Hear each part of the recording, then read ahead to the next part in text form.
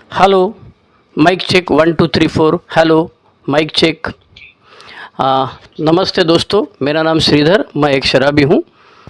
हाय everybody. आज शराब नहीं पिया हूँ। सबसे पहले मैं पायोनियर ग्रुप नागपुर की इस ऑनलाइन मीटिंग के सभी होस्ट और ऑर्गेनाइज़र्स को मैं के आभार मानता हूँ कि मुझे ये सेवा का मौका दिया उन्होंने। हम बात कर रहे हैं doctor Bob and good old timers. आज उसका दूसरा पार्ट है। आज की डेट है, क्या डेट है भाई? आज 14 तारीख है ना? 13 तारीख, 13 नवंबर 2024। Okay. Doctor Bob and good old timer किताब के बारे में हम लोग चर्चा कर रहे हैं, या मैं उसको अनुवाद करके आपके सामने रख रहा हूँ।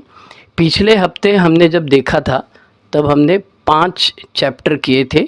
इस किताब में 29 चैप्टर्स है। उसमें से हमने कल पिछले हफ्ते 5 चैप्टर देखे थे, जिसमें हमने देखा था कि डॉक्टर बॉब का बचपन कैसे गया था, डॉक्टर बॉब की पढ़ाई, एमडी डॉक्टर की पढ़ाई कैसे हुई, डॉक्टर बॉब पिताजी करके या एनी के हस्बैंड करके और बेवड़ा करके कैसे चल रहा था उनका, इसके बारे में बताया।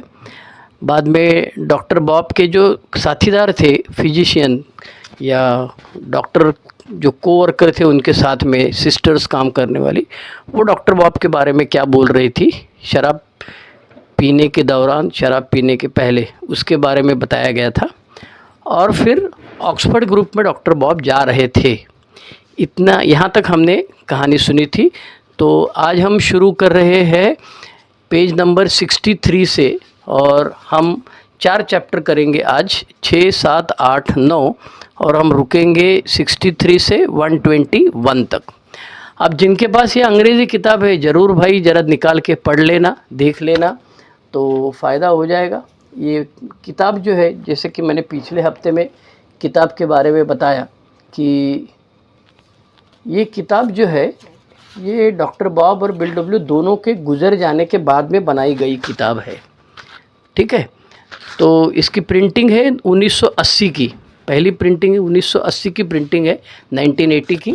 और 1977 में फाउंडेशन जीएसओ ने यह तय किया था कि अपने दोनों फाउंडर के बारे में, जीवनी के बारे में लिखेंगे, लेकिन उनके बाद में समझ में आया कि दोनों को एक साथ करना मुश्किल काम हो जाएगा। इसीलिए उन्होंने पहले डॉक्टर बॉब के बारे में किया, क्योंकि डॉक्टर बॉब गुजर के बहुत साल हो गए थे, तो उनके बारे में माल मसाला जमा करना आसान था, इसलिए उन्होंने पहले शुरू कर दिया।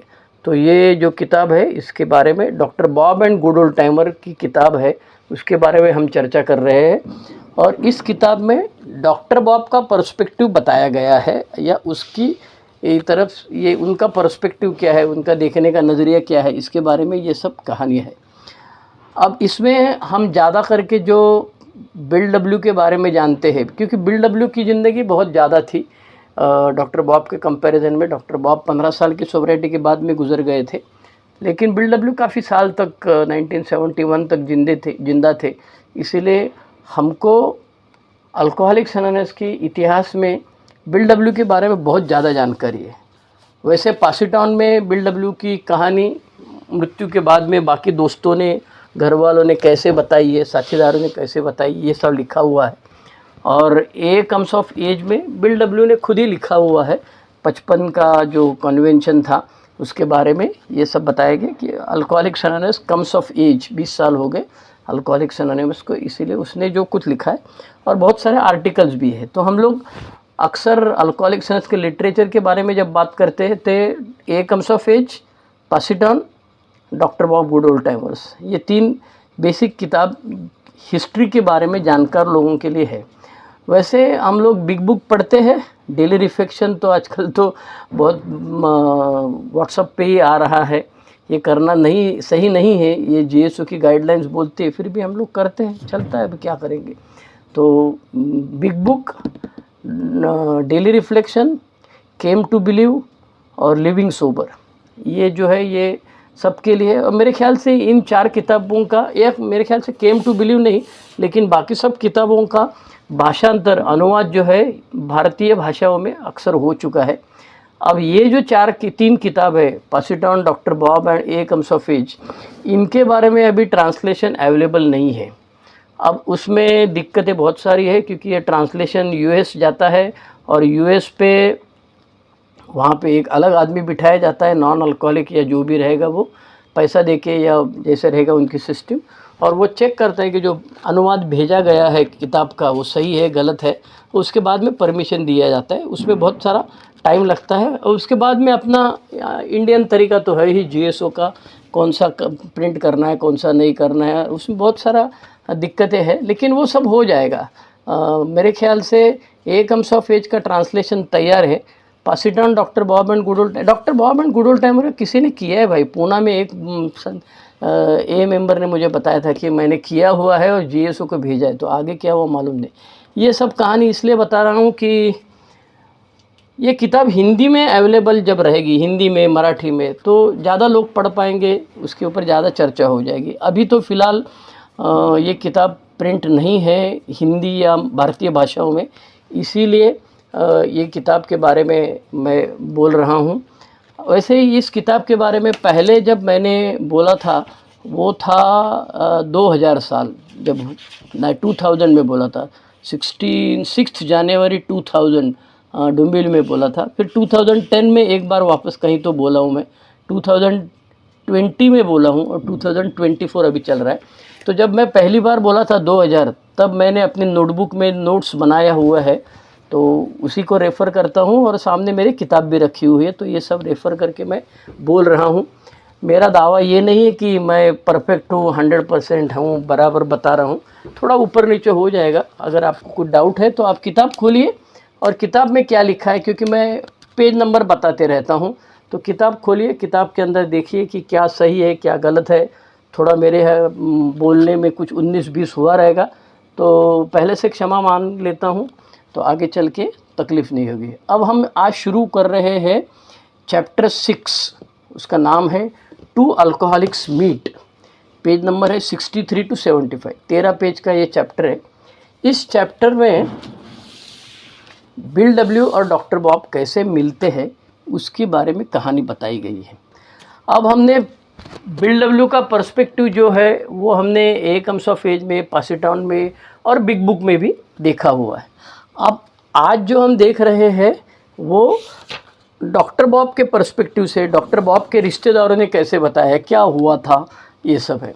तो बिल डब्ल्यू मे फ्लावर होटल में है, मे फ्लावर होटल में एक्रोन में वो अपने काम के वास्ते गया है, उसका काम तो कुछ हुआ नहीं, और लेने के देने पड़ रहे हैं। हॉस्टल में जो बैठा है मे फ्लावर होटल में, उसका पैसा पूरा करने के लिए उसके पास पैसा नहीं है। जो सोच के आया था डायरेक्टर बन जाऊंगा वगैरह सब, वो सब नहीं हुआ। तो मे फ्लावर होटल में उस दिन काफ़ी सारी, सैटरडे था तो काफ़ी सारी मीटिंग्स थी, और आप शायद जानते रहेंगे कि वेस्टर्न कंट्रीज में मीटिंग मतलब शराब के साथ में चर्चा होती है। तो वैसे भी मीटिंग थी, तो ये लोग बता रहे हैं कि कुछ हॉस्पिटल की जो मीटिंग चलती है वो भी मीटिंग वहाँ थी। हो सकता है कि अगर डॉक्टर बॉब सोबर होते तो डॉक्टर बॉब भी वहाँ आ जाते थे मीटिंग के लिए, लेकिन डॉक्टर बॉब सोबर नहीं थे, इसीलिए उस दिन वहाँ पर नहीं थे। और ये जो मे फ्लावर होटल में लॉबी है और नीचे रेस्टोरेंट है, उसके अंदर जो मीटिंग चल रही है या जो आवाज़ आ रही है, उससे डॉक्टर बॉब को, बिल डब्ल्यू को अट्रैक्शन हो रहा है, और उसको समझ में आता है कि ये अट्रैक्शन क्या है, शराब का अट्रैक्शन है। अगर मैं शराब पीने जाऊं तो मैं वापस पहले जैसा हो जाऊंगा।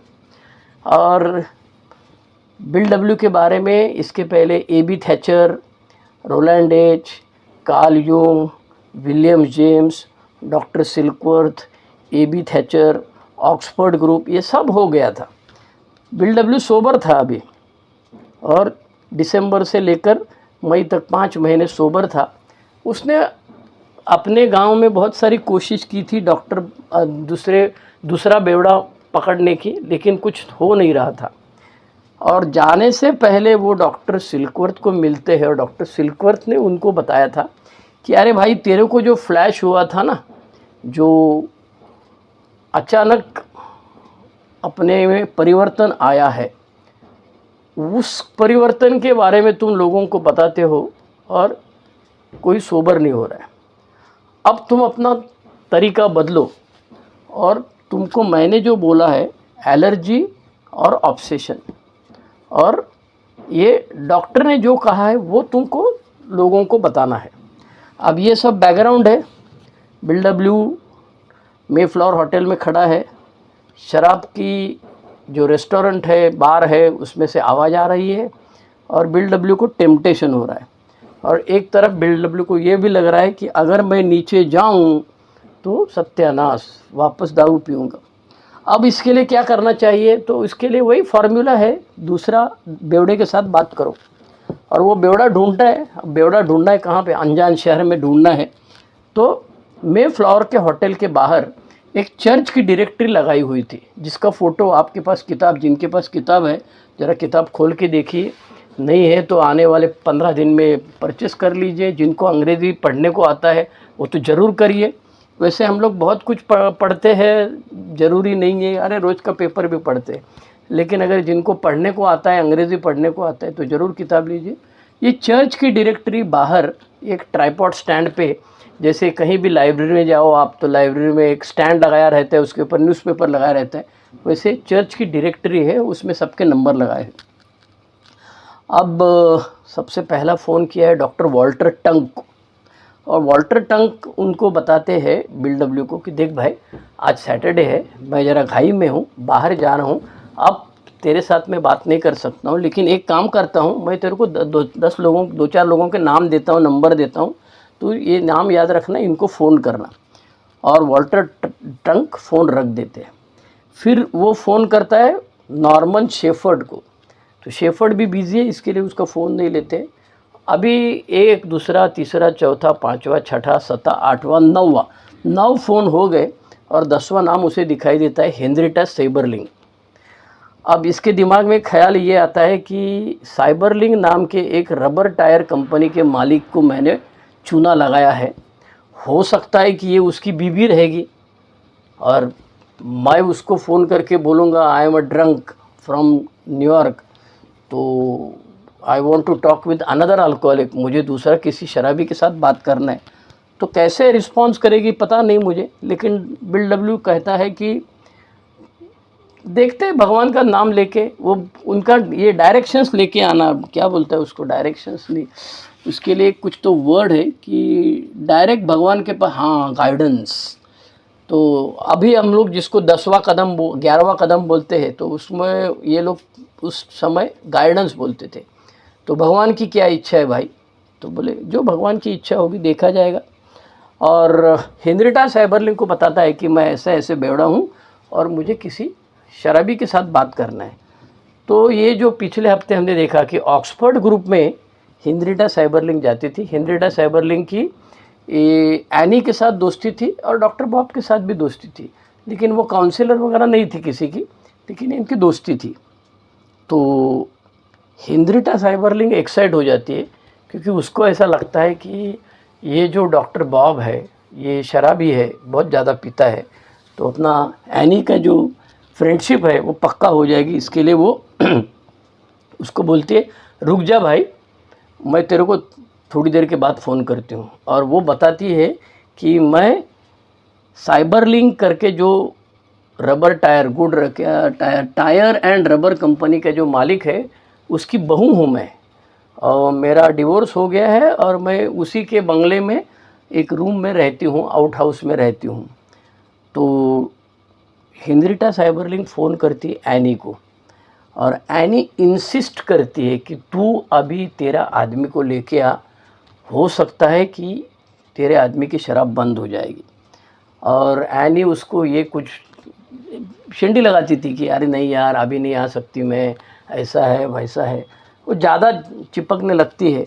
तो सीधा सीधा एनी बोलती थी देख भाई, अब मैं तेरे को सच्चाई बताती हूँ, आज है मदर्स डे और बाप पी के आया है, और उसने आते समय एक गमला लेके आया है, कुंडी लेके आया है, पेड़ छोटा पेड़ लेके आया है, वो टेबल पे रखा है और वो फुल टाइट टेबल के नीचे गिरा हुआ है। तो अब किसी भी हालत में मैं उसको लेके नहीं आ सकती क्योंकि वो सुनने की हालत में नहीं है। तो एक काम करती हूँ, मैं कल सुबह लेके आऊँगा उसको, ठीक है। तो Henrietta CyberLink accordingly bill W को बोलती है, बिल डब्ल्यू को घर पे बुलाती है। दूसरे दिन हेनरिटा साइबरलिंक के घर में बिल डब्ल्यू और डॉक्टर बॉब मिलते हैं। अब डॉक्टर बॉब मिलने से पहले एनी को बोलते हैं, देख भाई ये क्या तेरा चक्कर है, समझ में नहीं आता है मेरे को, मैं 15 मिनट से ज़्यादा बोलने वाला नहीं, पहले बोल के रखता हूँ। और 15 मिनट बोलने के लिए जब शाम को 5 बजे मिले दोनों, याद रखना है हमको कि पहला जो 12 स्टेपिंग हुआ है बिल डब्ल्यू का सक्सेसफुल 12 स्टेपिंग, उसमें जैसे हम गलती करते हैं कि सबको घर में बुला लो और एक साथ बैठ के अपनी कहानी बताओ, वैसा नहीं किया गया था। डॉक्टर बॉब और बिल डब्ल्यू दोनों एक कमरे में लाइब्रेरी में बैठे थे और ना तो हेनरिटा साइबरलिंक थी और ना तो एनी थी वहाँ पर। और 15 मिनट कबूल करने वाले डॉक्टर बॉब बात करते करते शाम को 5 बजे जी मुलाकात शुरू हुई, वो रात को 11:15 बजे ख़त्म हुई। 6 घंटा 15 मिनट ये दोनों बात कर रहे थे।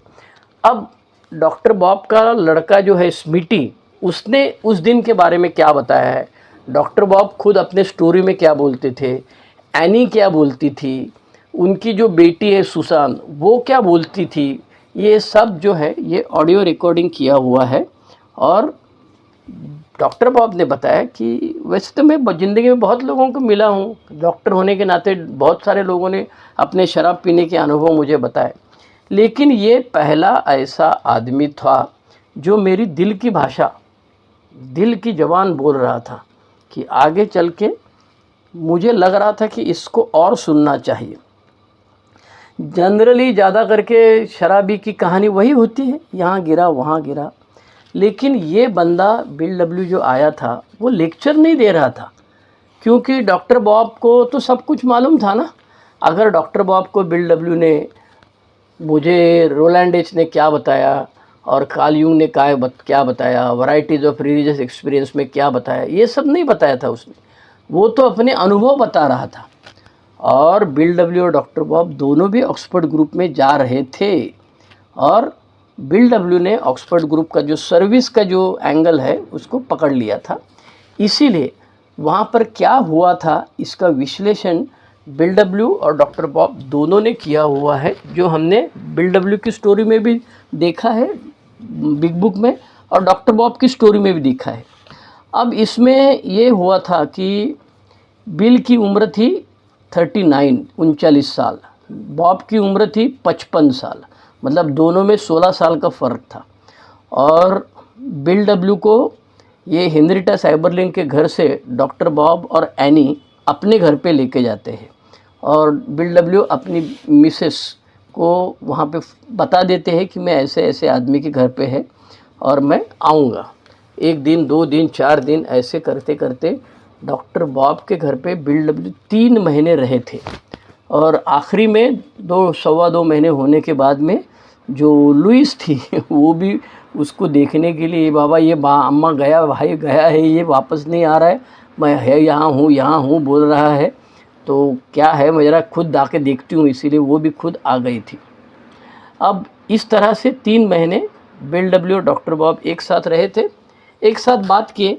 और आज का नए सभासद का जो प्रोसीजर है वो अलग है, तब का ज़माने का अलग है, वो आगे चल के आ जाएगा। और डॉक्टर बॉब सोबर थे और तभी क्वाइट टाइम चलता था, मतलब शांत बैठने का, जो 11वां कदम है शांति रखने की, प्रेयर और मेडिटेशन, ध्यान करना है, तो वो सब चलता था। सुबह का डिवोशन होता था, इंस्पिरेशन, गाइडेंस, बाइबल पढ़ना, ये सब ये दोनों मिलके करते थे। डॉक्टर बॉब अपने काम पे जाने लगे थे, बिल डब्ल्यू घर पे बैठता था। और अचानक मई में डॉक्टर बॉब ने बिल डब्ल्यू को पूछा कि अरे भाई पिछले 20 साल से मैं एक मेडिकल कन्वेंशन को जाता हूँ, तो अब मैं क्या करूँ। तो जैसे डॉक्टर बॉब ने मेडिकल कन्वेंशन की बात की तो एनी ने बोला बिल्कुल जाना नहीं है। क्यों नहीं जाना है, क्योंकि इतिहास गवाह था जब भी डॉक्टर बॉब ये मेडिकल कन्वेंशन के लिए जाता था तब वो टाइट होता था, इसीलिए एनी बोली इसको किसी भी हालत में जाने नहीं देने का। लेकिन बिल डब्ल्यू जो आगे सोचता था, आगे के बारे में देखता था, भविष्य के बारे में सोचता, उसने कहा कि देखो भाई, दुनिया में तो इसी रहना है, जैसी कोई दुनिया है वैसे इधर ही रहना है, तो इसके अलावा कुछ नहीं कर सकते, हमको सच्चाई तो स्वीकारना है। तो इसी दुनिया में शराब से दूर रहना है, कोई अलग से बेवड़िस्तान नाम का कोई देश अपने लिए नहीं बनाएगा, कोई बेवड़िस्तान नाम का कोई गांव नहीं बनने वाला है कि जहाँ सब बेवड़े एक साथ रहेंगे, ऐसा नहीं होने वाला है। इसीलिए उसको जाने दो मेडिकल कन्वेंशन को। मेडिकल कन्वेंशन को डॉक्टर बॉब जाते हैं, जैसे अपेक्षा थी और इतिहास था, एनी को मालूम था, वो जाते हैं, पीते हैं और टाइट होते हैं, वापस आते हैं 2-4 दिन के बाद में, और कहीं तो शराब पी के गिरे हुए होते हैं, रोड पे गिरे थे, उनको उनके हॉस्पिटल में काम करने वाली एक नर्स अपने घर पे लेके जाती है। नर्स और उसका हस्बैंड दोनों मिलके उठाते, इसको गाड़ी में डालते और अपने घर पे लेके जाते। और डॉक्टर बॉब की हमेशा की आदत थी कि पहले कबूल कर लेने का घर वालों से, मेरे को झापने का नहीं, मेरे साथ आर्ग्यूमेंट नहीं करने का, मेरे को सलाह नहीं देने का, ऐसा करना मांगता है वैसा करना मांगता है, तुमको अक्ल नहीं है, यहाँ यहाँ यहाँ यहाँ यहाँ, ये जो हमारे घर में सबके घर में होता था, तो ऐसा नहीं करने का। तो कबूल कर लेती, हाँ भाई आ जाए, ठीक है। और डॉक्टर बॉब मेडिकल कन्वेंशन से टाइट होके, स्लिप होके वापस आते हैं। अब आने के बाद में कहानी ये है कि उनको 10 जून को एक ऑपरेशन करना था। जैसे आप पीछे बाल मैंने बताया कि डॉक्टर बॉब जो थे प्रोक्टोलॉजिस्ट थे, मतलब ये अपना एनस जो है पीछे का दरवाज़ा, उसका ऑपरेशन थे। तो उनको एक 10 जून को ऑपरेशन करना था, और तभी सोबर करने के लिए या विड्रॉल के लिए आज जैसे सुविधा उपलब्ध है, उसको सलाइन लगा, उसको बी-कॉम्प्लेक्स का इंजेक्शन दो, यहाँ करो त्यों करो, ये सब कुछ नहीं था। एक तो बेवड़े को हॉस्पिटल में कोई लेता ही नहीं था, उसमें से बेवड़े को सोबर करने के लिए या विड्रॉल के लिए कुछ करने का, ये उनका जो दादाजी का ज़माने का तरीका था वही करते थे। सूप पिलाओ, ये करो, टमाटर का पिलाओ, पालक का पिलाओ, ये सब चलता था। तो इसके अलावा कोई उसमें सुविधा नहीं थी। तो ये सब करने के बावजूद 10 जून को देखा बिल डब्ल्यू ने, तो साला इसका हाथ काँप रहा है, बोलता है इसका हाथ काँपेगा तो ऑपरेशन करेगा तो लफड़ा होएगा। इसीलिए बिल डब्ल्यू सुबह 10 बजे उसको एक बियर का आधा गिलास भर के देता है, क्योंकि हमको सबको मालूम है थोड़ी शराब पीने के बाद में हाथ काँपना बंद हो जाता है।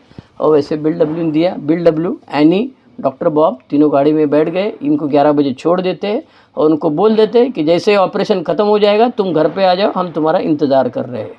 और ये भाई साहब जो गायब हो गए। 11 बजे का ऑपरेशन 1 बजे ख़त्म हो गया। हॉस्पिटल में फ़ोन किया तो बोले वो तो निकल गए। अब कहाँ गए, 1 बज गया, 2 बज गया, 3 बज गया। रात को 10 बजे डॉक्टर बॉब वापस आते हैं और डॉक्टर बॉब को पूछती है, एनी तो बोलती बेट लगाती मैं तेरे को बेवड़ा पी के आएगा, लेकिन डॉक्टर बॉब आने के बाद में सोबर आते हैं।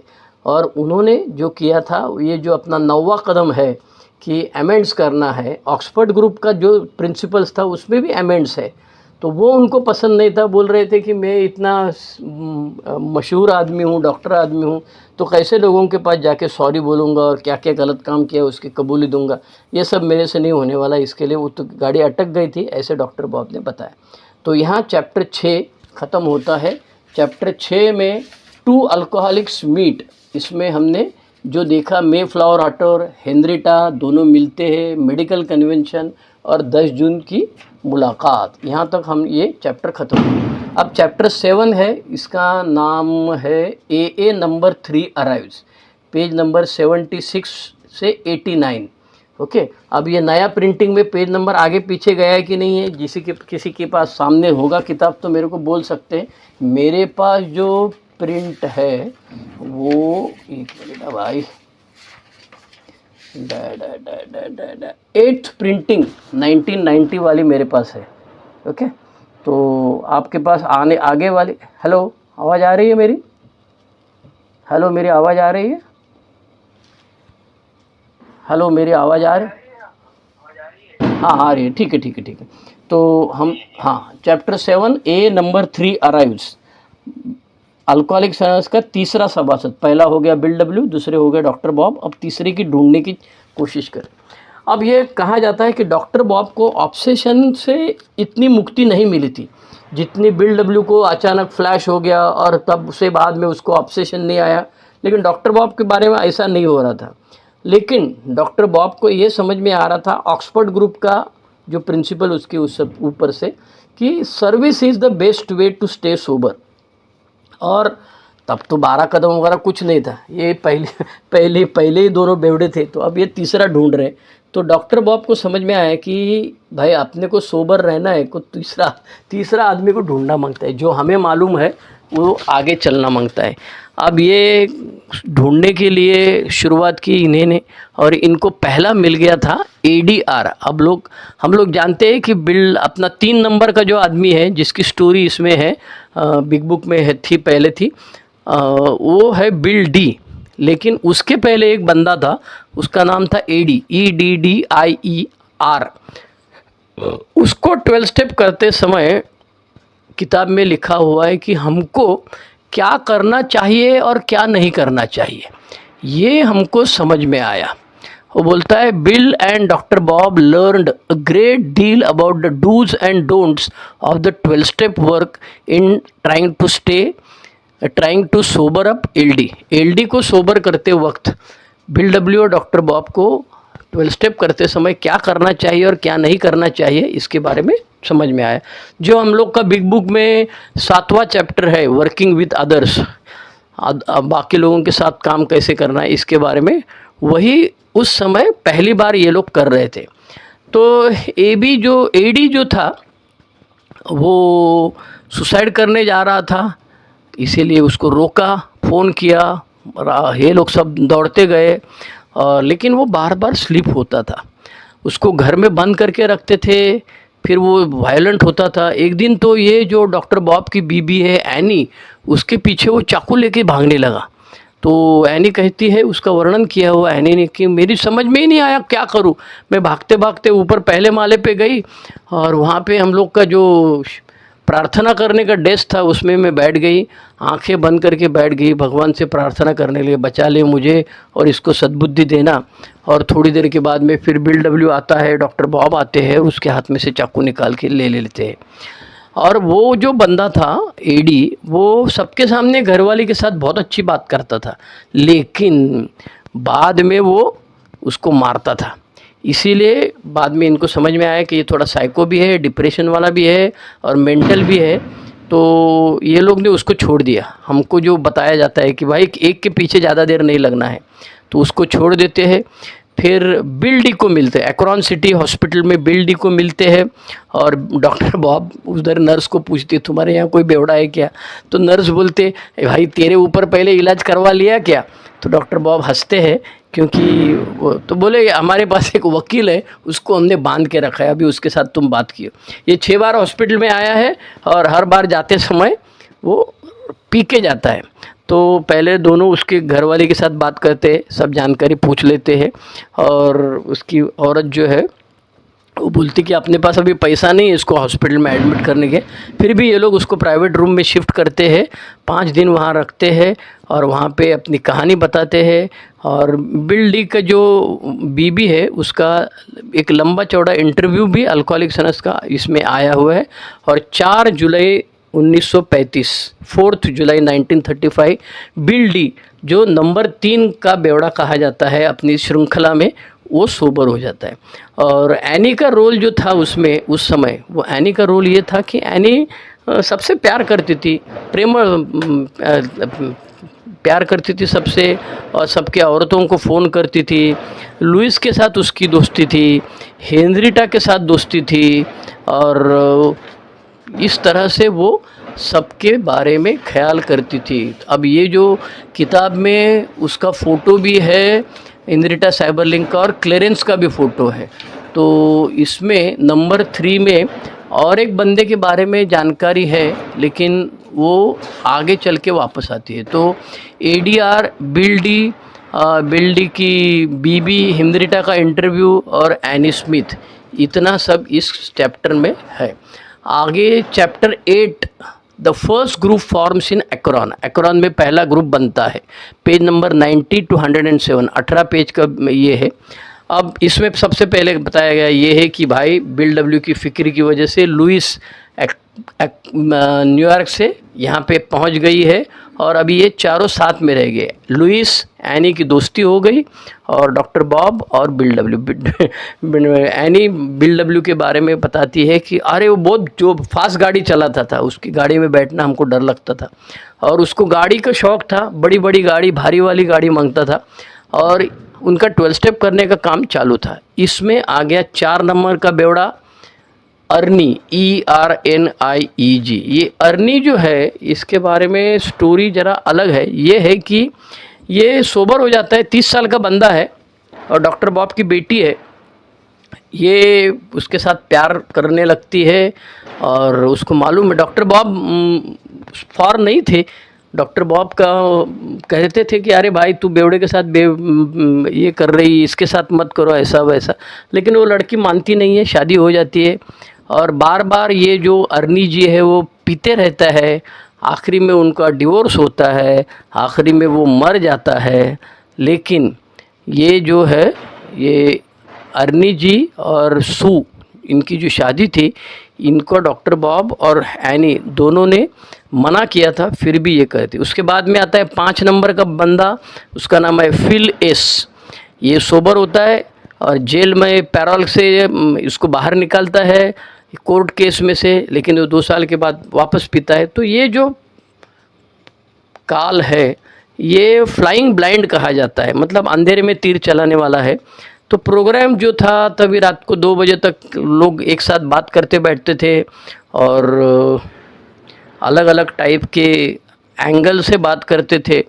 लेकिन ये जो है, ये होते होते इनका सब पहुंच गया ऑक्सफोर्ड ग्रुप में और ऑक्सफोर्ड ग्रुप की मीटिंग चलती थी उस समय।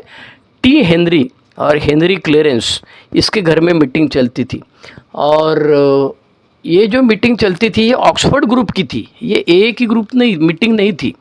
तो बिल डब्ल्यू बाद में बताता है कि भाई हमको ऐसा लगता है कि ये जो ऑक्सफोर्ड ग्रुप के साथ हम लोग हैं तो ऑक्सफोर्ड ग्रुप के से अलग होना चाहिए। लेकिन अल्कोहलिक्स एनोनिमस का प्रोग्राम तब कुछ तैयार नहीं था। अल्कोहलिक्स एनोनिमस के नाम पे 1935 से लेकर 1939 तक 4-5 साल एक्रॉन में जो मीटिंग चलती थी, ये टी हेनरी क्लेरेंस के घर पे चलती थी।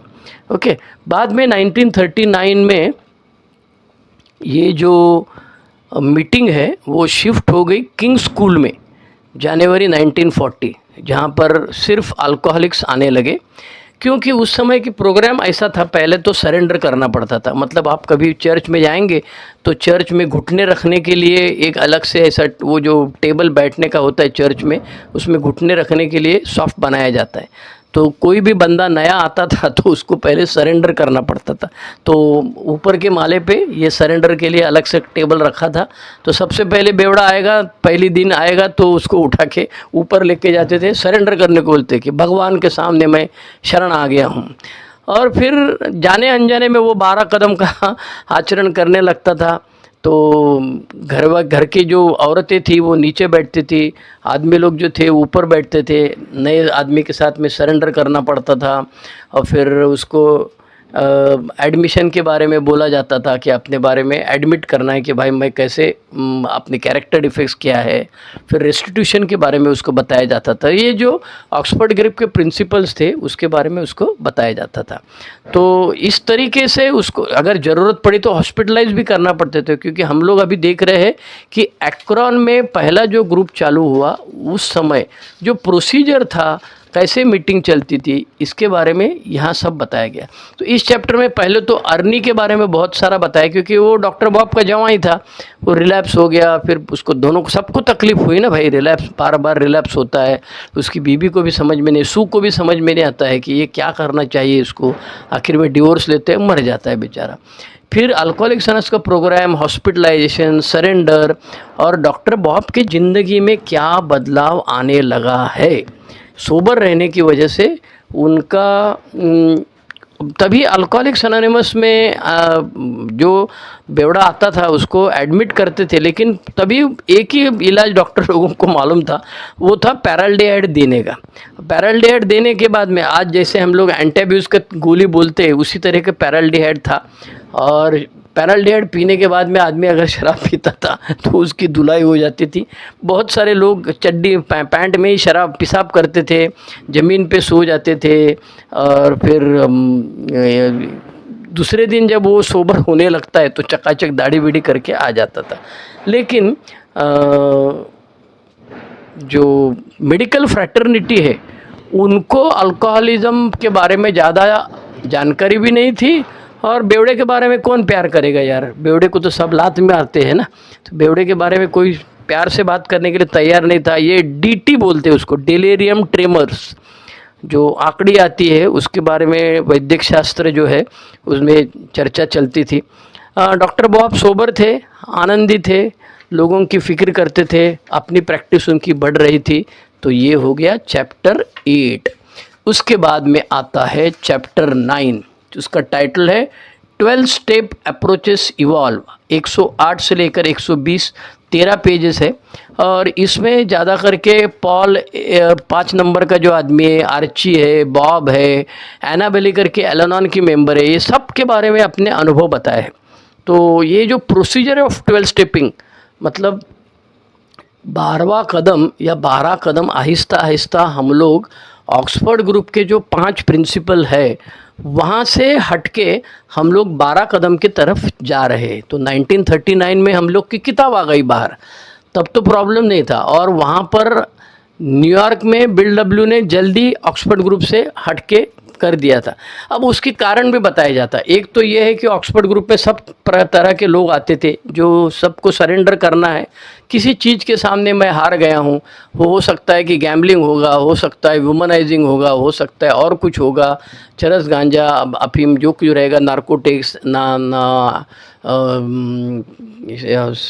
तंबाकू के बारे में हो सकता है, पता नहीं। लेकिन अल्कोहलिक्स एनोनिमस सिर्फ बेवड़ा लोग के लिए था। तो आहिस्ता आहिस्ता ये जो सेपरेशन था, ये सेपरेशन शुरू हो गया। और 12वां कदम कैसे करना है या पूरे 12 कदम के बारे में, ये पहले तो जो आदमी आता था नया बंदा, उसकी घरवाली का इंटरव्यू लिया जाता था। औरत को पूछा जाता है, भाई इसको छोड़ना है क्या पक्का, ये छोड़ने के लिए तैयार होएगा क्या, ये मीटिंग में आएगा क्या। तो उसकी सब जानकारी निकालते थे, हॉस्पिटल में जाते थे, उसको मिलते थे। फिर डॉक्टर बॉब उसको मेडिकल फैक्ट्स बताते थे कि भाई देख ये बीमारी है, इसका मेंटल ऑब्सेशन है, फिजिकल एलर्जर है, मानसिक भी है, शारीरिक भी है, इसका कोई इलाज नहीं है, स्पिरिचुअल भी है, फैमिली डिसीज़ है।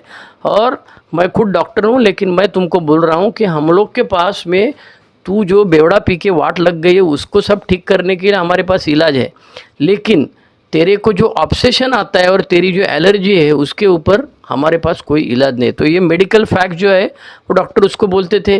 फिर अगर वो तैयार हो जाता है तो उसको सरेंडर करने के लिए, घुटनों पर बैठने के लिए भगवान के सामने, मैं शरण आ गया हूँ भाई, अब जैसा भगवान बोलेगा वैसे ज़िंदगी में जीऊँगा, इतना सब करने के लिए।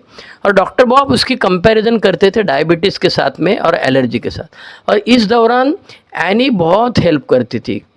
और आर्ची टी जो था, ये आर्ची टी एनी के घर में 1 साल रहा है। आर्ची टी के अलावा फिल के बारे में इसमें स्टोरी बताया है। और इसमें जो और एक चीज़ जो है वो है, एनाबेली करके एक एलानॉन मेंबर है। वो तो पहले मानने को ही तैयार नहीं थी। वो बोलती अरे यार मेरा आदमी इतना भारी आदमी है कि वो ये सब सुनेगा ही नहीं। तो डॉक्टर बॉब उसके बोलते अरे उसको मैं 50 आदमी दिखाता हूँ जो शराब नहीं पी रहे, तो बोले वो फिर भी नहीं मानेगा। तो ऐसा वैसा करके वो पीते रहता है। एनाबेली जो है वो मानने को तैयार नहीं, उसको लेके आने को तैयार नहीं, और वो भी आने को तैयार नहीं। 12 स्टेप खो रहा है लेकिन ये दोनों आ नहीं रहे। तो ऐसे में एक दिन फिर उसको लेके आया। Finally the minister J C Wright got the woman to talk to Annabelle and then made an appointment for her with Dr. Bob। तो डॉक्टर बॉब के साथ में ये एनाबेली एलानॉन मेंबर है, उसकी मुलाकात हो जाती है। This was more than a year later in the summer 1937। मतलब पहली बार उसको जब मालूम पड़ता है उसके बाद में 1 साल के बाद में आता है। और वो लिखती है, कौन लिखती है, ये जो एनाबेली है उसका मुलाकात लिया है, इंटरव्यू लिया है। तो वो लिखती है, I went down and talk to doctor Smith for about 2 hours. मैं जाके डॉक्टर के साथ 2 घंटा बात किया एंड आई वॉज डाउटफुल मुझे फिर भी डाउट था कि ये मेरा आदमी जो है ये सब सुनने वाला नहीं है। उसका नाम था वैली। तो he banged on desk and said, after all I have told you, you still have doubts. अरे ये सब सुनने के बाद में भी, डॉक्टर बॉम्ब बताने के बाद में भी ये मानने को तैयार नहीं थे। And I said, certainly do, you don't know my valley. वो बोलती है कि अरे डॉक्टर साहब, तुम मेरे आदमी को नहीं जानते, वो खतरनाक आदमी है, ये सब जो आप बोलते हैं वो सब मानेगा नहीं वो। Would it convince you if I call 15-20 men and have them all here in half an hour, men who have the same trouble your husband has? तो डॉक्टर बॉब उसको पूछते हैं कि भाई अभी मैं 15-20 आदमी को बुलाऊं क्या? तुम्हारे आदमी को जो प्रॉब्लम है उसी प्रॉब्लम के बारे में ये लोग सब उसमें से बाहर निकले हैं। और फिर वो मानती है, फिर उसका वैली आता है, फिर वो ट्रायल एंड एरर करता है, वो पीता है और अल्टीमेटली सोबर हो जाता है। So, reminiscing with Bill Wilson about these days, Annabelle also noted that she and Valley had read a great deal about the Oxford Group meetings being held at the Mayflower Hotel, and it wasn't until later that they realized the meeting at T. Henry was sort of clandestine lodge of the Oxford Group. That's right, replied Bill. Some of the groupers did snoot the Williams pretty badly about having all those alcoholics. तो Henry ने जो अपने घर में ये सब बेवड़ा लोग को मीटिंग के लिए आने देता था, जिसकी वजह से उसके ऊपर बाकी के लोग गुस्सा करते थे सोसाइटी के। तो आज हमने 4 चैप्टर देखे। 6ठे चैप्टर में मेफ्लावर होटल में कैसे मिले ये देखे। 7वें चैप्टर में ADR कब छोड़ दिया और बिल डी मिल गया, 3रा नंबर का। चैप्टर 8 में हम लोग प्रोग्राम कैसे हुआ ये देखे। और चैप्टर 9 में प्रोसीजर जो थी 12 स्टेप करने की वो आहिस्ता आहिस्ता इवॉल्व होने लगी। अगली बार चैप्टर देखना है 10वां, द को फाउंडर्स फेस मनी प्रॉब्लम। अब ये जो है ये आहिस्ता आहिस्ता आगे किताब कैसे लिखना है और इनको पैसा किधर से लाएगा, और फिर वो सेठ आदमी ने पैसा दिया, कर्जा दिया, ये सब कैसे हुआ, इसके बारे में हम लोग आगे बात करेंगे। तो आज हम यहीं रुकेंगे। आज हमने चैप्टर 4 किए हैं और 9वें चैप्टर के बाद में हम रुक गए।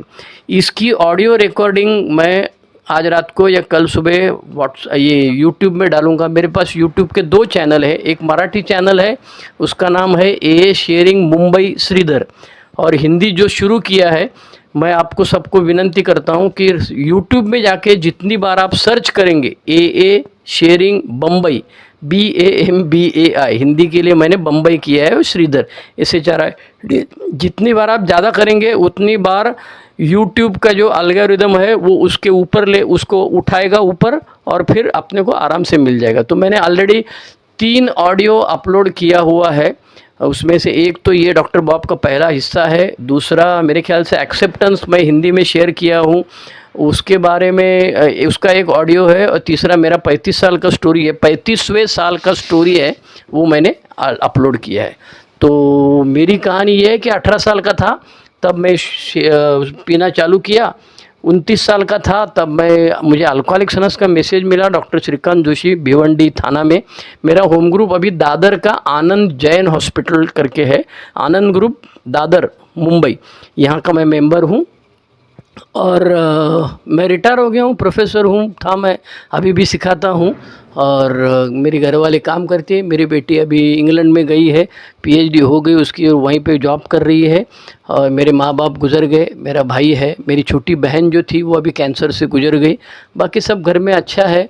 बेवड़ा चक्कर है तो सोबर हूँ, लेकिन 35 साल के बाद में झटका कभी कभी आ जाता है तो चक्रम जैसे बिहेव करता हूँ, लेकिन सोबर हूँ। पिछले 35 साल में 15 दिन से ज़्यादा कभी भी मैं शराब अपना मीटिंग से दूर नहीं रहा हूँ। तो आज मैं यही रुक जाता हूँ।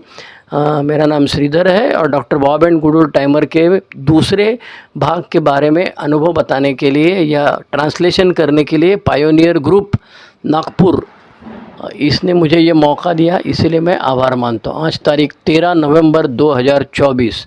Thank you, bye bye, one day at a time. मैं रुकता हूँ, अगर कुछ सवाल है तो मैं उसका जवाब दे सकता हूँ। ठीक है, थैंक यू, आप रिकॉर्डिंग बंद कर सकते हैं, वन डे एट ए टाइम।